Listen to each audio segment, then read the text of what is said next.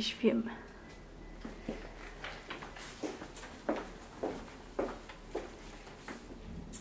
Bonjour tout le monde. Merci d'être présent ici pour écouter notre vidéo. Je vais recommencer encore plus. Mais je sais pas quoi dire au début. Bonjour tout le monde, merci d'être Comme en intro. Oui, mais bonjour, merci d'être ici. Merci d'être présent.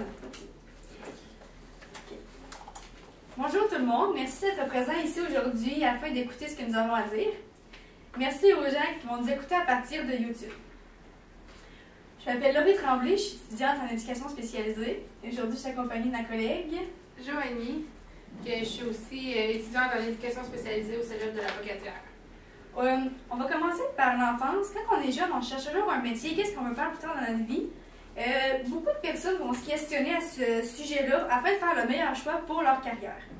Pour nous, pour Joanie et moi, il était évident de faire un domaine dans la relation d'aide. Par contre, vers quoi aller, on a hésité un peu. Lorsqu'on a commencé à en apprendre sur le sujet de l'éducation spécialisée, le choix était idéal pour nous puisqu'il nous rejoignait sur plusieurs aspects. Aujourd'hui, on va aborder plusieurs aspects de la technique d'éducation spécialisée. Premièrement, on va parler des cours qui se donnent au Cégep de la Pocatière et aussi des clientèles avec lesquelles nous pouvons travailler. Nous avons ciblé quelques clientèles avec lesquelles nous aimerions le plus travailler.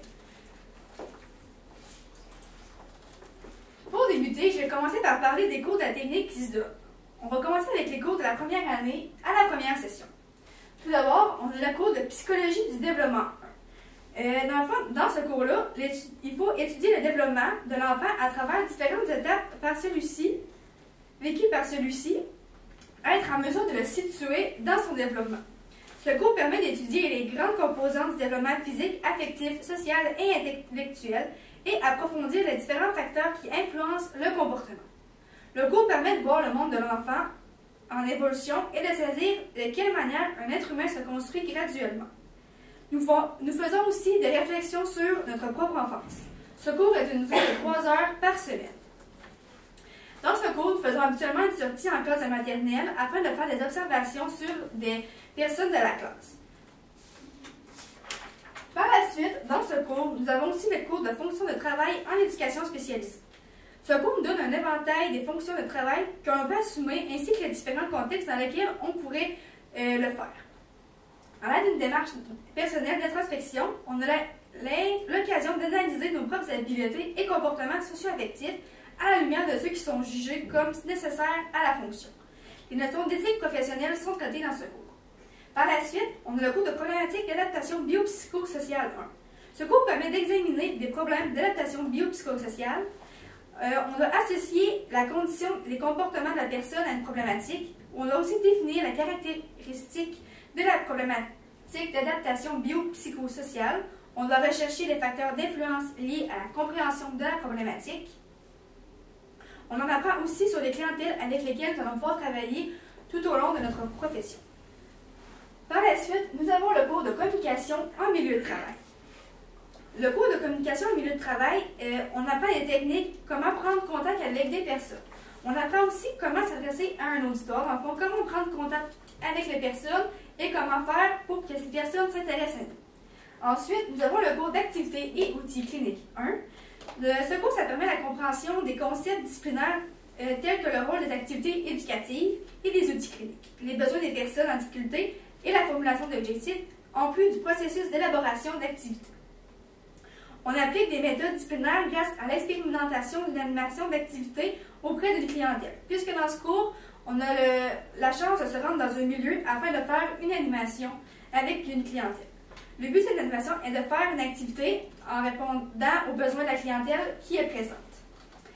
Cette activité nous permet d'avoir un premier contact avec la clientèle avec laquelle nous pouvons travailler.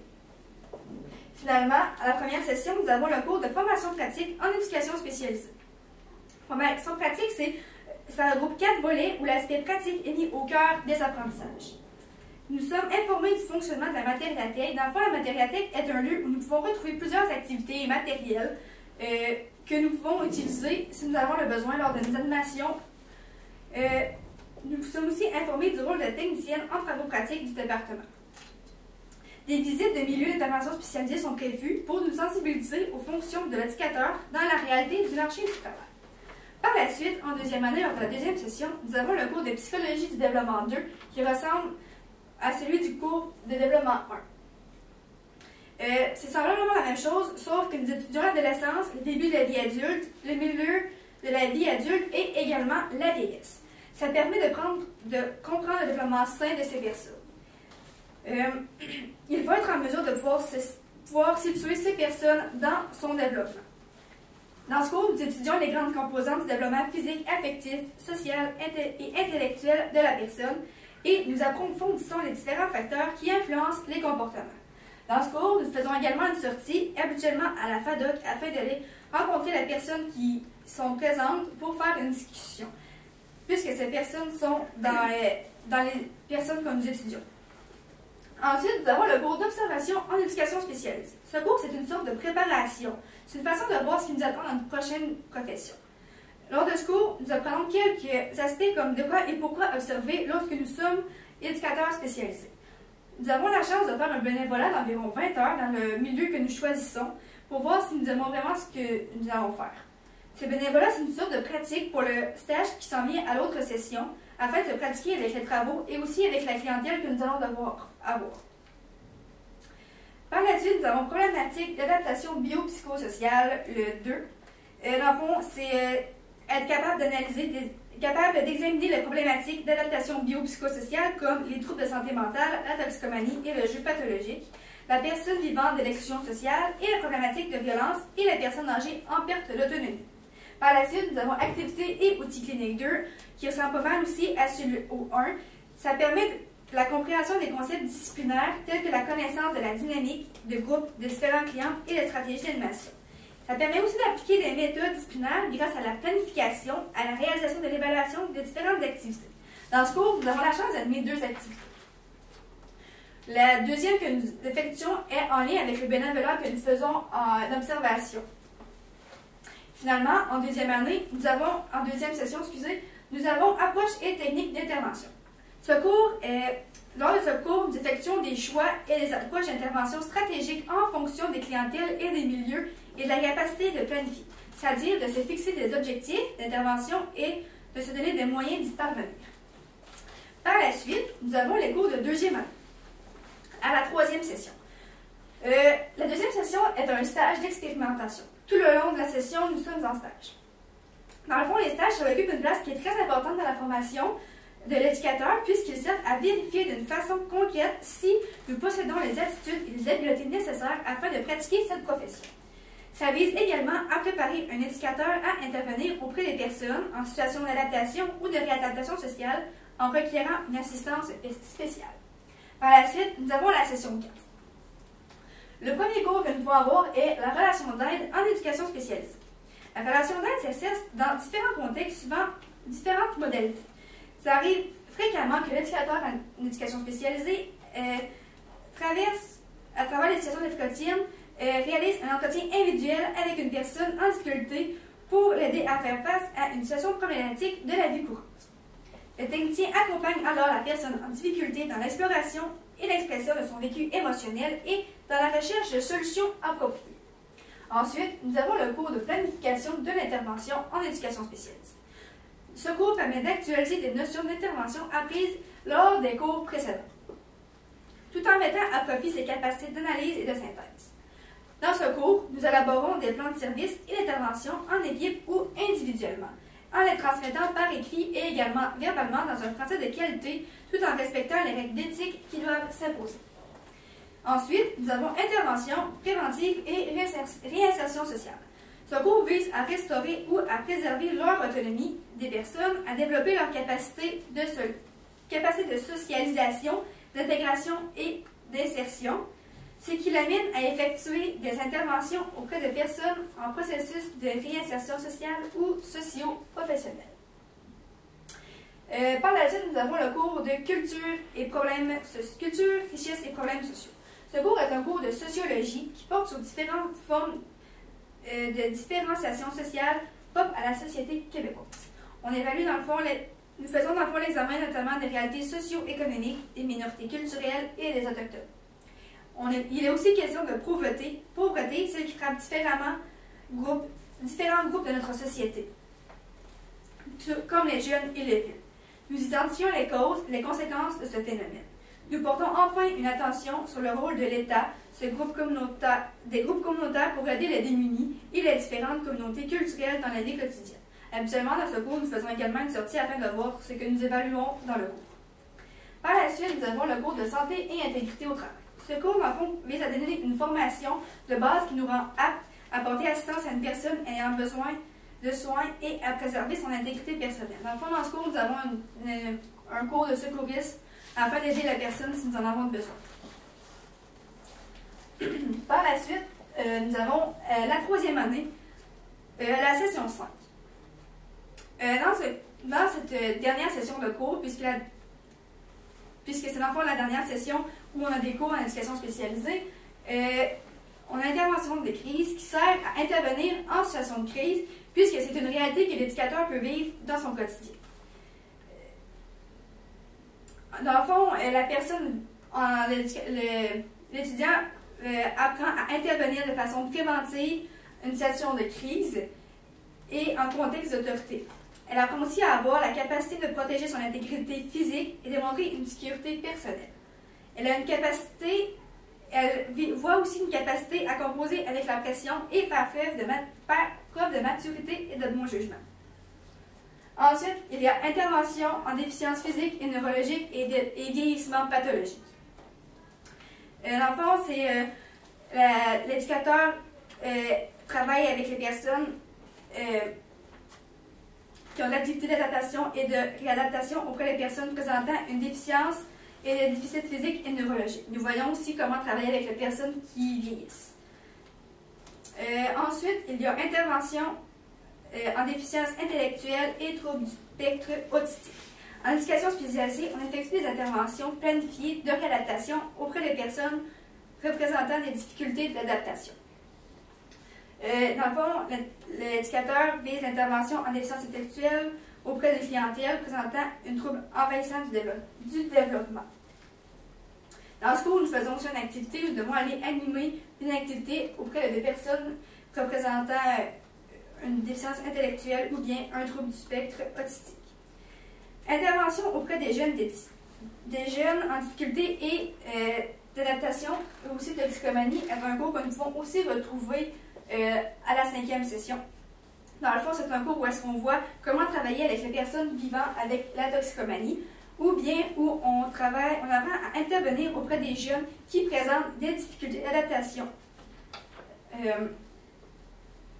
Finalement, nous avons aussi l'intervention en santé mentale, dernier cours que nous pouvons avoir à la 5e session.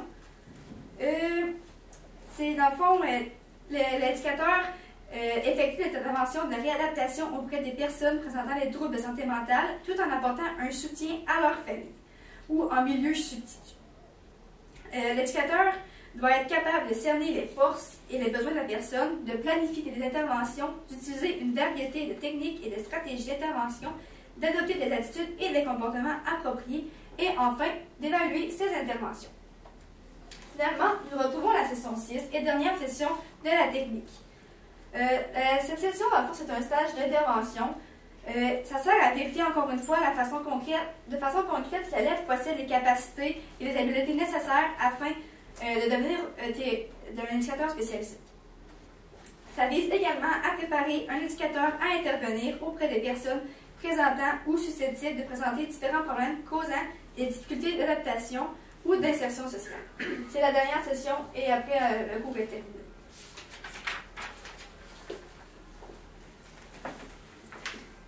Moi, je vais vous parler des problématiques, dans le fond. Je vais commencer avec le trouble du spectre et de l'autisme.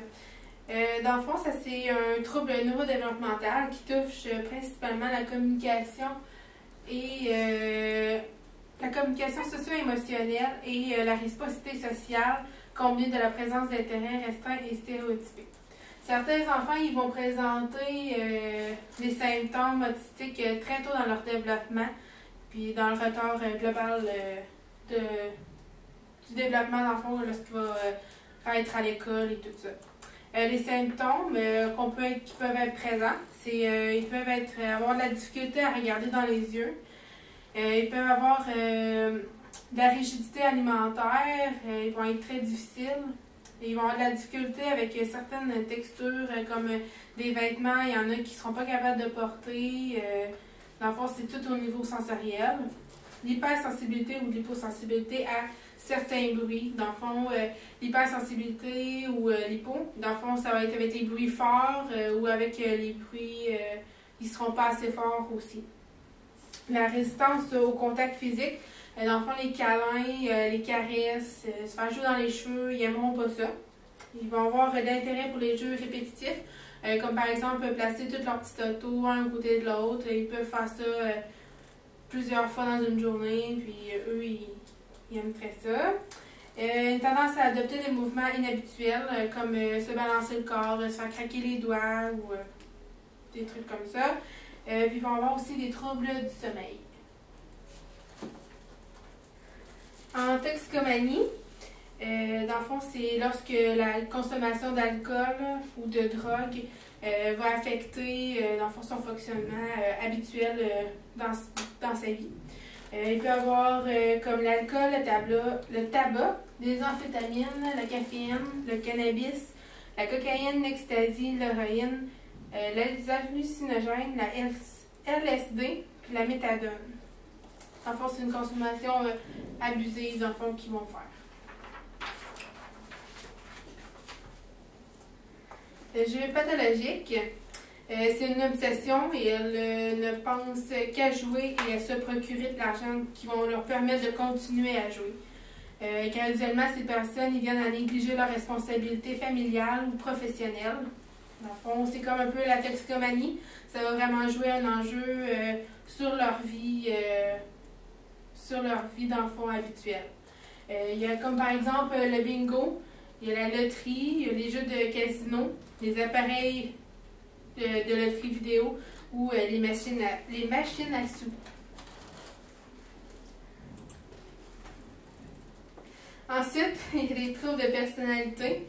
Dans le fond, on a tous des traits de caractère de personnalité, sauf que dans le fond, ces troubles-là, ils vont affecter le fonctionnement de la personne. Ils vont vraiment devenir pathologiques pour la personne, puis dans le fond, c'est là qu'il va avoir des difficultés par rapport à ça. Comme par exemple, il y a le trouble de la personnalité paranoïde. C'est des difficultés à faire confiance aux autres constamment. Ils sont tout le temps sur leur garde, ils interprètent les intentions, mais pas comme de la bonne façon. Dans le fond, ils pensent toujours qu'on va être contre eux. Après ça, le trouble de personnalité schizoïde, ils ressentent très peu d'émotions, ils n'accordent pas ou peu d'intérêt aux relations sociales. Ils apprécient eux autres les jeux solitaires, puis ils vivent souvent détachés ou en retrait des autres. Ensuite, la personnalité schizotypique, ils ont des comportements, une façon de penser excentrique, hors norme. Ils sont très inconfortables dans les relations proches avec les autres. La personnalité antisociale, ils méprisent et ne respectent pas le droit des autres. Ils vont souvent à l'encontre des lois et des conventions sociales. Ils peuvent manipuler les autres puis ils manifestent peu de remords. Le trouble de personnalité, on appelle aussi borderline. Trouble de personnalité limite, qu'on appelle aussi borderline. Dans le fond, eux, ils vivent beaucoup d'instabilité dans leurs relations. Ils agissent souvent impulsivement sous le coup de l'émotion. Ils changent rapidement et ont souvent des comportements autodestructeurs, comme par exemple l'automutilation, ils vont abuser des drogues ou ils vont prendre aussi des risques au niveau de la sexualité. Le trouble de personnalité histrionique, ils cherchent à avoir l'attention des autres sous différentes façons et ont une émotivité excessive. Dans le fond, c'est beaucoup eux qu'ils vont vraiment ressortir dans un groupe et ils vont tous prendre la place. La personnalité narcissique, ils cherchent l'admiration des autres et ont un sentiment de grandiosité et de supériorité et ont souvent un peu de l'empathie à l'égard des autres. La trouble de personnalité évitante sont très sensibles aux critiques d'autrui ils ont un sentiment de constant d'être inadéquats. Puis, dans le fond, ils se sentent toujours inférieurs, ils se pensent toujours plus bas que les autres. Puis, c'est ça. Dans le fond, ils évitent vraiment les relations sociales qu'ils peuvent avoir. Le trouble de personnalité dépendante, ils ont besoin qu'on prenne soin d'elles. Dans le fond, ils prennent pas de décision ou très peu, puis ils ont une attitude comme un peu soumise, puis dans le fond, ils manifestent rarement leur désaccord. Ils acceptent souvent de faire des choses qu'ils trouvent plaisantes, qu'ils trouvent pas plaisantes pour eux, mais dans le fond, ils le font pour pas déplaire aux autres. Le trouble de personnalité obsessionnelle compulsive sont très occupés par l'ordre et le perfectionnisme, puis dans le fond, ils aiment savoir le contrôle. Les troubles alimentaires. Dans le fond, c'est des attitudes de comportement qui problématiques, dans le fond, qui vont envahir la personne, qui vont y apporter différentes... pour elle, dans le fond, ça va être comme dans le fond, pour elle, ça va être... elle va se sentir bien avec ça, mais dans le fond, c'est des comportements que tu n'es pas censé avoir normalement. Dans le fond, c'est par rapport à la nourriture ou à l'image corporelle, dans le fond, le poids. Dans ça, il y a l'anorexie. L'anorexie, c'est... ça inflige une restriction alimentaire. Dans le fond, elle va vraiment comme... elle ne mangera pas. Elle va toujours... elle va se laisser avoir vraiment faim. T'sais, nous, dans le fond, on en ressent quand on a faim, il faut qu'on mange. Mais elle, dans le fond, la personne anorexique, elle va vraiment tolérer ça pour ne pas manger, pour perdre du poids. Elle va toujours, dans le fond, se trouver trop grosse. La boulimie, dans le fond, eux, ils mangent beaucoup de nourriture. Dans le fond, c'est ça. Ils mangent. Puis après ça, ils ont des comportements compensatoires comme le vomissement ou la prise de laxatifs. L'hyperphagie, dans le fond, eux,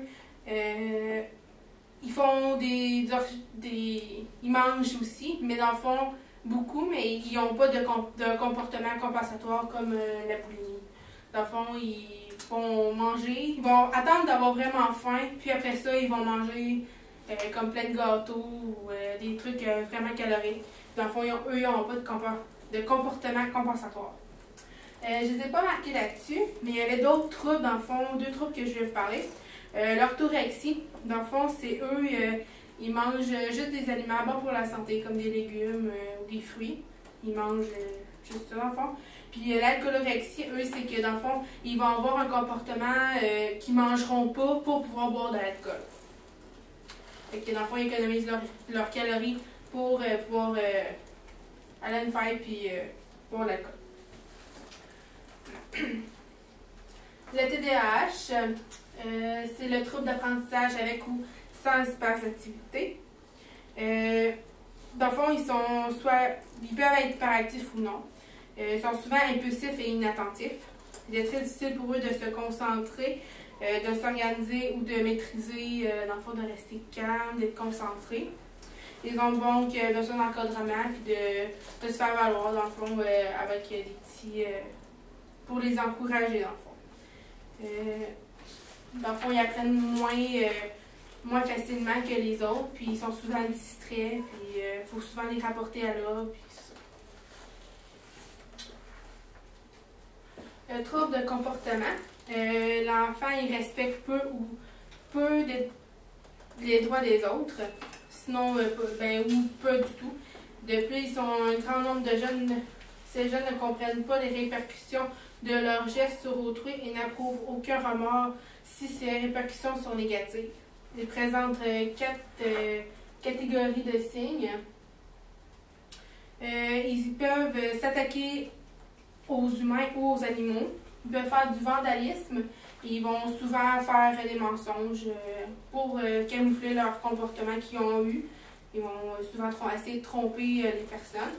Puis ils vont faire aussi des vols intentionnels. Ils vont souvent commettre des petits délits. C'est ça.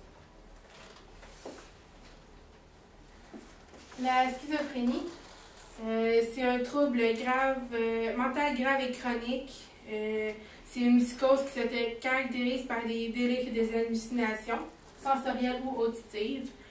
Ils perdent le contact d'enfants avec la réalité, ils ont un comportement désordonné et il y a des troubles qui se manifestent dans plusieurs domaines comme la pensée, le langage, la perception des événements. La trisomie 21, dans le fond, c'est une anomalie génétique. Dans le fond, c'est un chromosome 21 qui est supplémentaire dans les cellules de la personne, dans le fond, qui a la trisomie 21. Dans le fond, on a plus de possibilités de transmettre ce chromosome-là lorsqu'on est, dans le fond, plus qu'on prend de l'âge pour avoir des enfants, ça augmente le risque. Ils ont une caractéristique commune, les personnes de trisomie 21, c'est qu'ils ont une déficience intellectuelle et un retard du développement psychomoteur. L'Alzheimer, dans le fond, c'est une maladie pour les personnes plus âgées. C'est une maladie irréversible qui détruit les cellules du cerveau et qui cause un trouble de la pensée et de la mémoire. Dans le fond, les capacités cognitives et fonctionnelles, ils sont touchés. Les personnes éprouvent de la difficulté à comprendre, à penser, à se souvenir et à communiquer avec les autres. Les émotions et l'humeur, les personnes peuvent sembler apathiques et ne plus s'intéresser à leur passant qui avait dans le fond. Si une personne aimait ça jouer aux cartes quand elle était avant, l'examen peut faire en sorte que dans le fond, ça ne l'intéressera plus. Le comportement, ils peuvent avoir des gestes répétitifs comme l'errance, se promener dans les corridors tout seul, longer les murs. Elle peut avoir aussi les mêmes mots, cacher ses effets personnels. Elle peut avoir aussi un comportement agité. La capacité physique que la maladie peut affecter la coordination et la mobilité de la personne. L'enfant peut avoir de la difficulté à marcher, à se lever. Dans le fond, ça affecte les aspects de la vie de la personne, sa manière de penser, d'agir ou de se sentir comme un câlin. Ça peut même aller jusqu'à ne plus reconnaître dans le fond sa famille. Et c'est ça.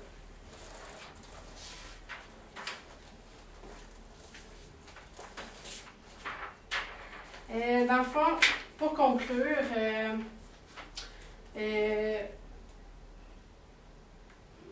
dans le fond, nous, on a trouvé ce cours-là très intéressant. Les cours, on adore ça. Puis dans le fond, on veut vraiment aller avec cette clientèle-là, la santé mentale. Puis dans le fond, c'est ça, les stages nous permettent de vraiment en connaître davantage, de savoir, dans le fond, communiquer aussi avec cette clientèle-là, en apprendre davantage sur elle. C'est beau avoir tous nos cours théoriques, mais quand on est sur le terrain, c'est beaucoup plus valorisant. Puis dans le fond, on apprend encore plus, on apprend davantage sur cette clientèle-là. Nos professeurs sont vraiment super, dans le fond, sont super gentils, sont toujours disponibles pour nous. S'il y a une matière qu'on ne comprend pas bien, dans le fond, on peut aller les voir, puis ils nous écoutent. Puis on fait aussi un gros travail sur nous-mêmes au cours de cette session-là, de ces sessions-là. C'est ça, on apprend beaucoup sur nous, puis on apprend aussi à collaborer avec d'autres personnalités, avec nos collègues, puis dans le fond, on développe des liens avec eux. Dans le fond, avec le diplôme d'éducation spécialisée, il est possible aussi de faire de la zoothérapie ou de l'équithérapie. La zoothérapie, c'est avec vraiment comme les chiens, les chats, c'est vraiment avec des petits animaux domestiques. Puis l'équithérapie, c'est vraiment avec les chevaux. Il existe de l'équithérapie, dans le fond, à faire avec les clientèles en déficience intellectuelle.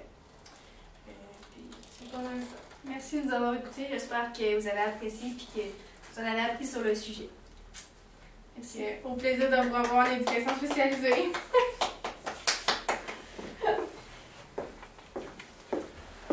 Oh my god.